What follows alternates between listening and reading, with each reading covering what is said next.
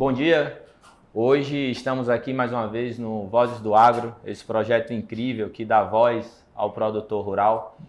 E hoje vamos falar de fruticultura com dois grandes amigos. Primeiro eu gostaria de me apresentar, eu sou Márcio Oliveira, produtor de frutas no oeste da Bahia, hoje focado na produção de banana e cacau. E estou aqui com dois grandes irmãos, Alexandre Maciel, que é um produtor referência aqui na região, tem mais de 20 anos produzindo fruta e tenho certeza que tem muito a contribuir com a gente. Também tem o Léo Giuliani, um grande irmão que a vida nos presenteou recentemente e que agora está inovando nessa cultura que chegou no oeste da Bahia, que é o cacau. Bom, como é um bate-papo e é bem descontraído, eu gostaria de saber de você, Alexandre, que é uma pessoa que veio do sul da Bahia e que trabalhava com outro segmento.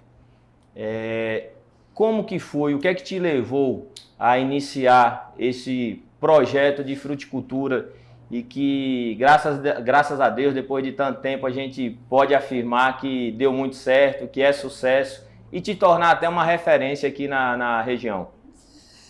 Então, a gente sempre teve vontade de trabalhar no agro, com frutas. Escutávamos falar muito aqui da região, que era Barreiras. Eu sou do sul da Bahia, extremo sul da Bahia, Teixeira de Freitas. E em 2004, um pouco incentivado por uma pessoa, que foi o meu sogro, nós iniciamos a fruticultura. A princípio com banana e de lá para cá crescemos um pouco aqui em Barreiras, enfrentamos alguns desafios, mas no geral é uma atividade trabalhosa, com alguns desafios, mas também muito prazerosa. A gente tem pessoas que nos acompanham há bastante tempo, os nossos colegas de trabalho, e a gente conseguiu se manter, apesar de todas os desafios que houveram aí durante esse tempo, e somos muito gratos a Deus, principalmente, por estar aqui prosperando e gerando emprego, renda, enfim, acho que é isso. Coisa boa. Léo não foi muito diferente Léo não foi muito diferente de Alexandre, né? Léo, apesar de vir de uma família tradicionalmente enraizada no agronegócio, é uma família que sempre trabalhou com grãos e fibra, né? E Léo migrou, né, para uma profissão que fica um pouco fora do agro, que é medicina, fora, né? E longe, fora médico distante. Por formação, ficava em Brasília, se especializou no exterior, tinha uma carreira de sucesso e recentemente resolveu investir aqui na fruticultura no oeste da Bahia também. E ano passado iniciou um projeto de cacau com o Cacau Ecoa, lá na fazenda Santo Ângelo, em Riachão das Neves. E conta para nós, Léo, o que é que te levou a tomar essa decisão? Eu acho que o Alexandre foi um pouco mais direto, porque talvez ele tenha... Em 2004 é uma coisa interessante, porque eu lembrei de uma questão do meu pai. Porque acho que você já participava de outras atividades lá, né? E veio, e a fruta, acho que... Para mim não, para a gente a fruta é muito nova, inclusive para a minha família, né? Porque, embora eles plantassem em pequena quantidade lá no Rio Grande do Sul, quando meu avô estava lá, né? Pequenas... o grão e a fibra sempre foi realmente a força agrícola da família, né? Mas o meu caso envolve questões muito pessoais, né?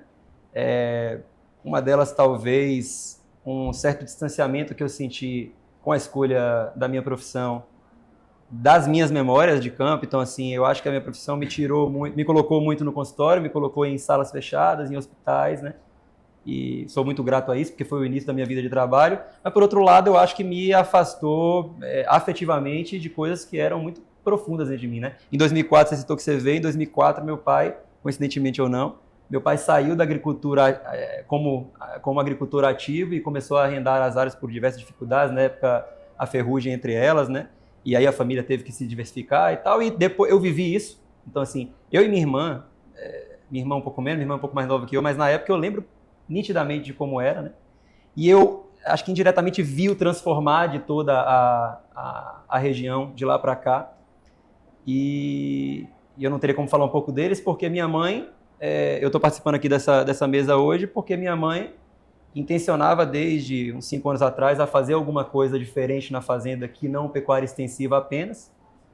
E a gente descobriu a fruta e hoje a gente é muito feliz porque tentando terminar a sua pergunta, Márcio, na minha sensação de hoje, né, não só sou mais feliz como fruticultor em início de atividade, mas também vejo um potencial e vejo essa escolha permear e modificar a vida de muita gente no entorno que eu acho que é essa comunidade da fruticultura que a gente estava conversando antes de entrar aqui, né?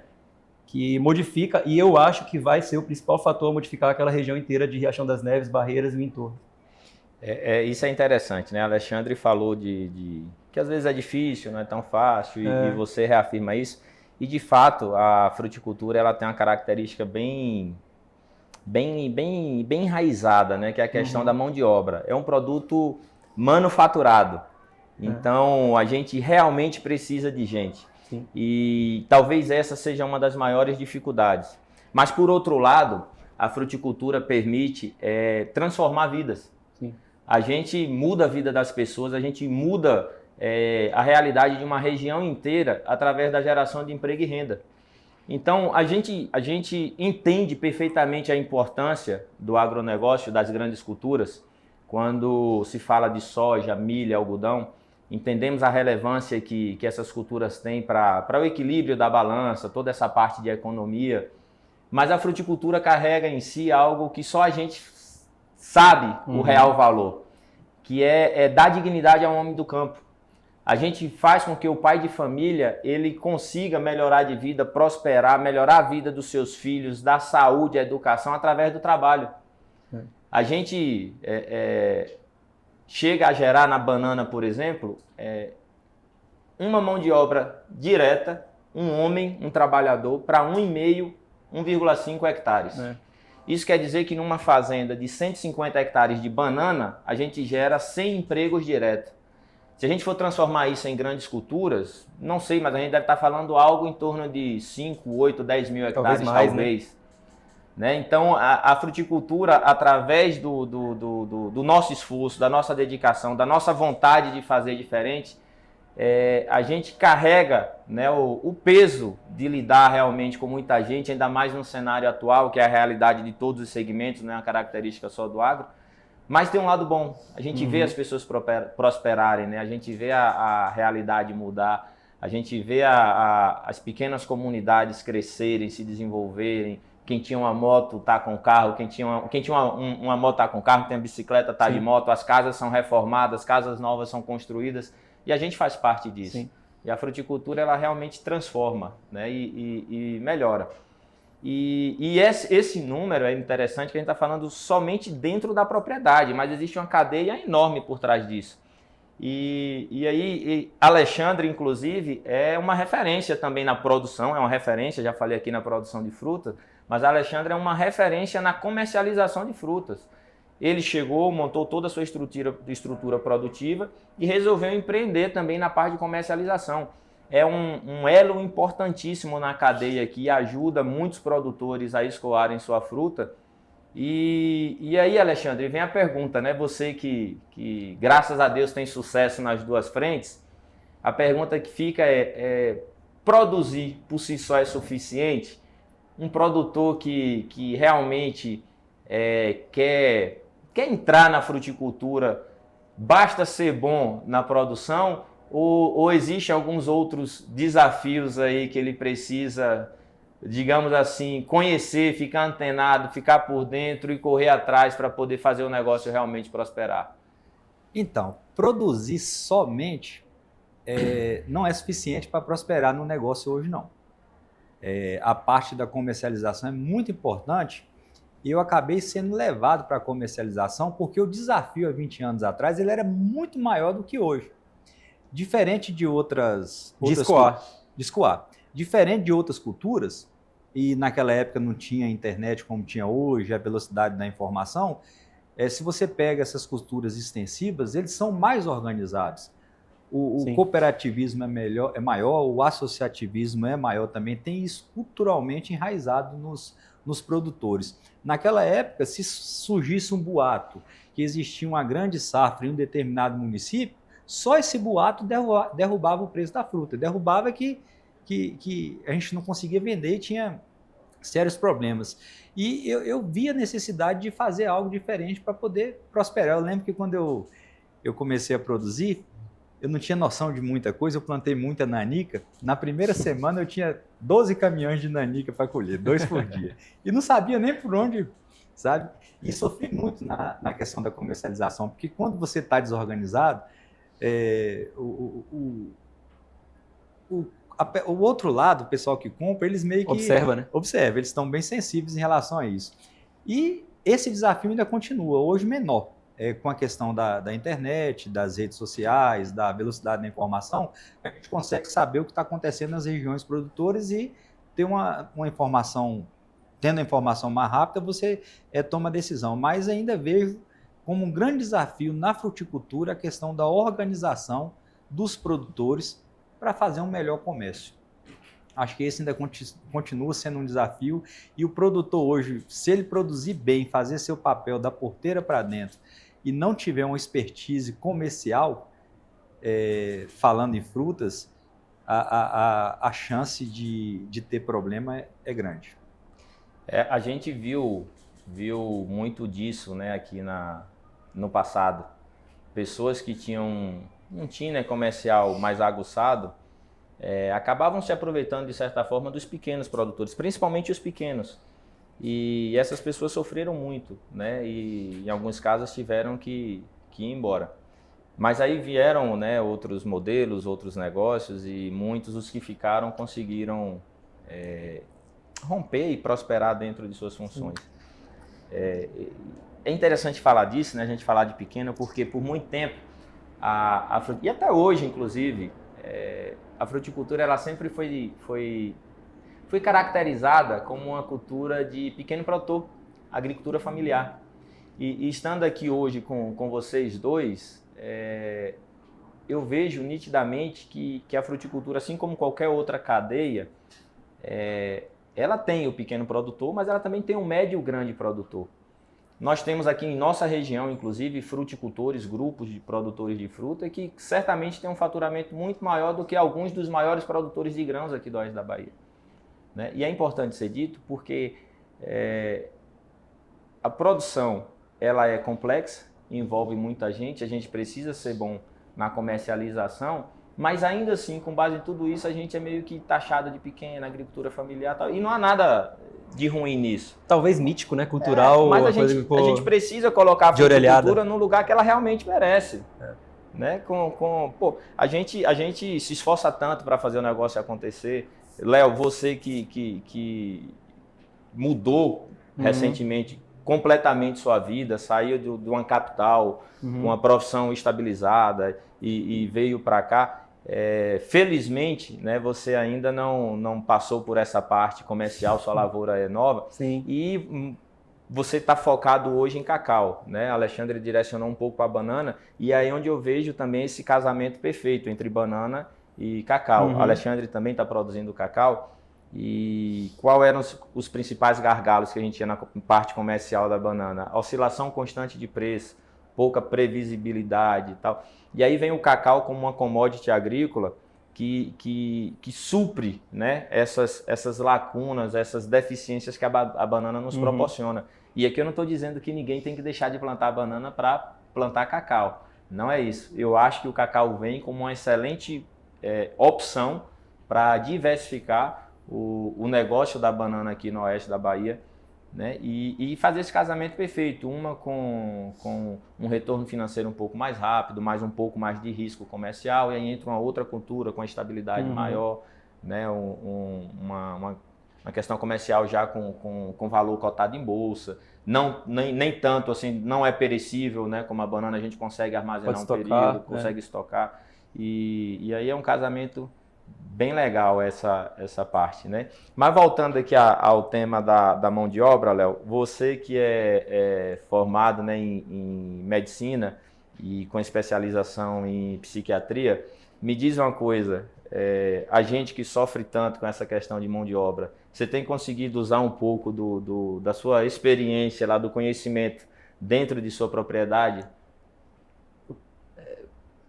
Sim, eu acho que não tecnicamente exatamente, né? Porque eu fiz medicina, depois a especialização foi mais sobre comportamento, né? Sentimento humano, que é a psiquiatria. Eu acho que sim, talvez pela escuta, uma escuta porque eu falei de comunidade calórica, a gente está na fazenda, acaba que você, mais do que eu sabe, né, Alexandre? A gente está com 25 funcionários hoje. É um vilarejo de pessoas, né, completamente diferentes entre si, com intenções e famílias e personalidades distintas. Eu acho que sim, tecnicamente, como profissional, ajuda a fazer a gestão de pessoas, a entender as potencialidades de cada um e talvez em um grupo determinado as fragilidades, aonde a gente tem que, né, qual é o perfil de pessoa que a gente tem que buscar mais para determinada atividade ou não. Acho que sim, mas eu acho que o que mais me ajuda, que eu tenho visto, e talvez eu tenho que agradecer por ter pessoas muito boas comigo, tecnicamente falando, né, desde as pessoas que estão na fazenda, a nosso consultor técnico, né, Josiel, você, meu pai, minha mãe, que tem conhecimento. Eu acho que o frescor, no sentido de não ter vivido intimamente a agricultura todos os dias pela minha vida como formação profissional, talvez me permita enxergar algumas situações sem todos os vieses que seriam impossíveis que vocês não tivessem, por terem vivido e sofrido as consequências da escolha de ter a agricultura como profissional desde sempre, como profissão desde sempre. Então, assim, eu acho que isso me ajuda a perceber as operações no dia a dia e a lida com as pessoas de uma forma um pouco diferente. Eu não sei se melhor ou pior, mas que complementa outras visões de outras pessoas que fazem parte do meu negócio lá. E eu acho que outra coisa que a psiquiatria me trouxe, que eu acho que tem tudo a ver com cacau, é que diferente de qualquer outra, talvez, especialidade da medicina, a psiquiatria lida com o tempo de maneira muito diferente, porque as confusões que existem na nossa cabeça demoram tempo para consertar, não são coisas que a gente arruma.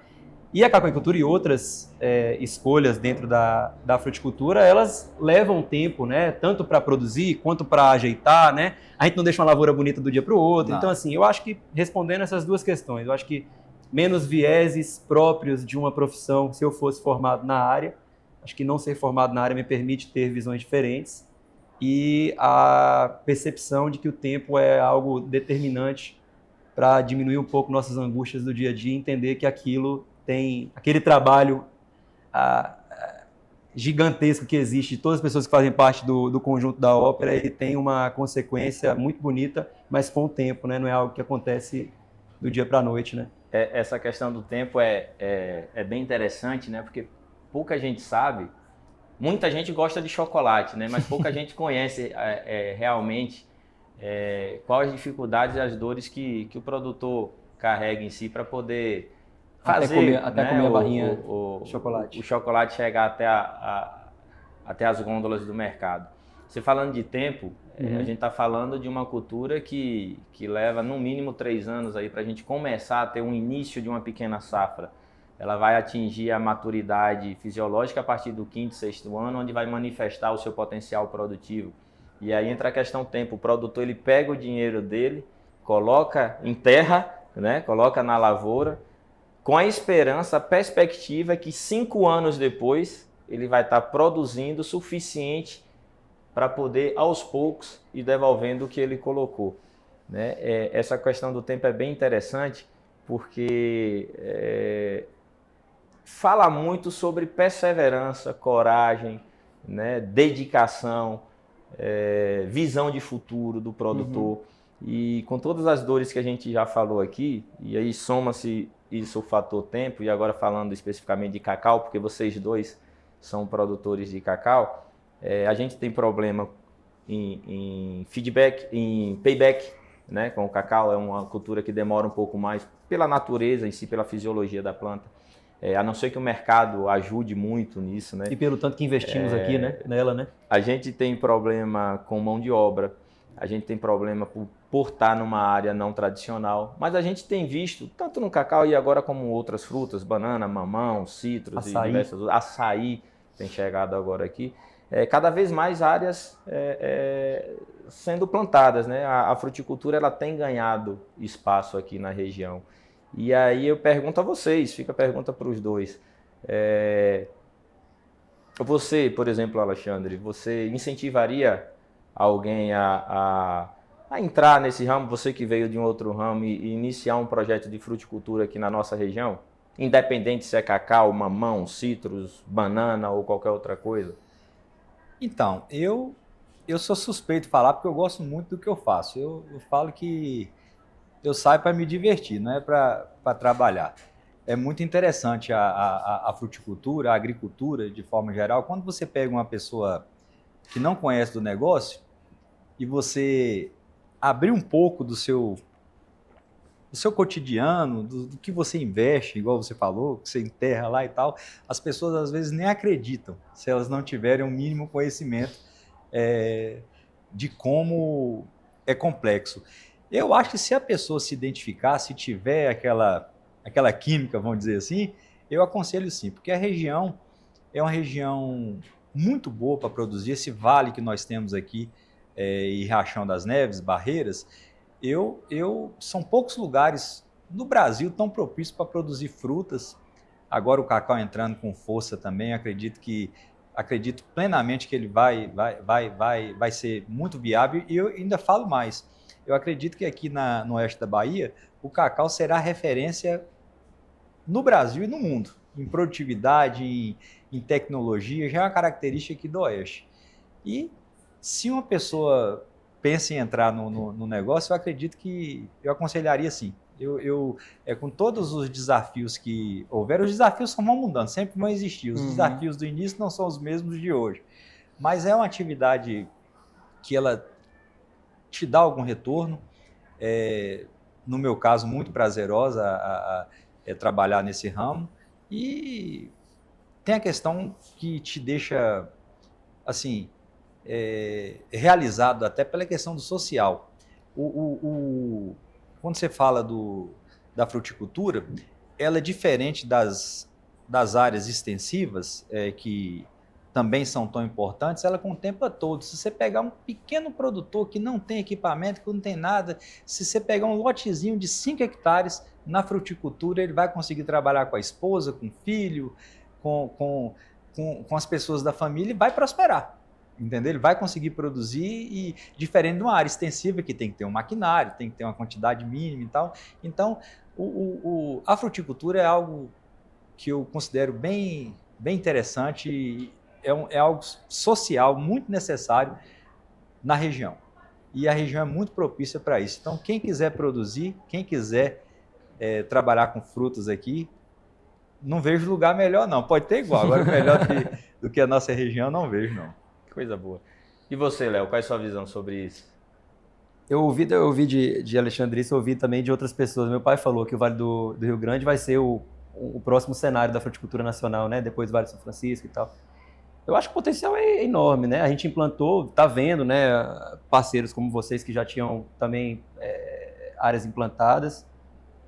Eu acho que, vou falar um pouco mais, eu acho que é um fato de que vai ser, mas eu acho que a gente tem ainda um espaço de melhora muito grande, então já tá bonito, né? A gente já vê eu tenho muita confiança, assim, muita certeza, tanto que eu mudei minha vida inteira, mas não falando só sobre a minha pessoa, eu vejo pessoas mudando as suas vidas para intencionar fazer fruta, né? Eu não tenho dúvida nenhuma, eu acho que a gente, aconteceu o que aconteceu aqui, onde a gente está, né, em Luiz Eduardo Magalhães, Roda Velha, o que era antes, né? Sem tudo que a gente tem hoje, o que virou hoje, né? A gente tem todo o potencial na mão, a capacidade técnica, a parceria que a gente falou, que na fruticultura é a coisa talvez mais bonita que eu tenha visto, é a capacidade das pessoas enxergarem uns aos outros como reais colegas e parceiros e terem isso como compromisso pessoal para todo mundo crescer juntos. Então, assim, acho que eu falei demais, mas falei para mostrar o tanto que eu confio e o quanto que eu tenho certeza sobre a escolha, e diria eu mesmo que Alexandre, mesmo sendo não me comparo à experiência de ninguém que está aqui, eu falaria para outras pessoas também que se tem essa intenção. Eu acho que o Vale do Rio Grande é um lugar magnífico, lindo e com potencial absurdo. Então é isso, pessoal. A gente teve essa oportunidade através do Vozes do Agro para falar um pouco sobre fruticultura e reforço aqui que a fruticultura, como dito no início, assim como outras cadeias, tem o pequeno, o Alexandre acabou de reforçar isso, tem o médio e também tem o grande produtor. Estamos aqui hoje com o Léo da Cacau Eco, o Alexandre da Portal do Oeste. São dois empresários que tratam suas fazendas realmente como devem ser tratadas, que são como empresas que geram faturamento, que promovem geração de emprego e renda, que fazem esse oeste da Bahia acontecer, tá? E gostaria de deixar esse recado. A fruticultura está aqui para somar, ela merece seu lugar ao sol, assim como as outras culturas, né? As pessoas precisam realmente entender que a fruticultura ela veio para ficar, ela já é uma realidade aqui no oeste da Bahia e ela é uma cadeia extremamente importante para toda a região, tá? Obrigado a vocês. Obrigado pela oportunidade. Aqui. Valeu, bom dia.